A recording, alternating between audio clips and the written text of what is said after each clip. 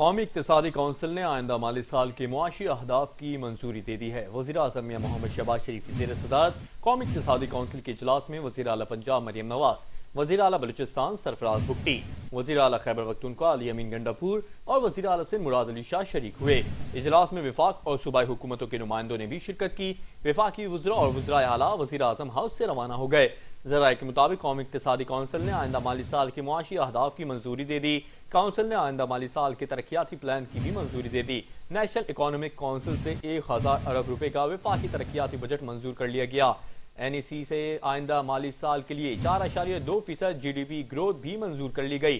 ذرائع planning commission کے مطابق بلوچستان میں این 25 کے لیے بجٹ میں کٹوتی کر دی گئی۔ این 25 کے لیے 120 ارب کے بجائے 100 ارب روپے کا پیکج منظور ہوا۔ اجلاس میں قومی ترقیاتی plan P S D P macro economic اہداف کا جائزہ لیا گیا۔ اجلاس میں نئے مالی سال کی معاشی شرح نمو، زراعت، صنعت، سروسز سیکٹر کے اہداف کی منظوری سے متعلق مشاورت کی گئی۔ اجلاس کے بعد میڈیا سے گفتگو کرتے ہوئے وزیر اعلیٰ خیبر پختونخوا علی امین گنڈاپور نے کہا کہ آج کے اجلاس میں بجٹ کے حوالے سے غور کیا گیا۔ ہر صوبے نے اور وفاق نے اپنے مفادات کے مطابق بجٹ بنانا ہے۔ ان کا کہنا تھا کہ خیبر پختونخوا کو اپنے حقوق مل رہے ہیں۔ ہمارے حقوق ملنے کے بعد وفاق اور صوبے دونوں کو فائدہ ہوگا۔ اگست میں این ایف سی ایوارڈ کے لیے اجلاس بلانے کا فیصلہ ہوا ہے۔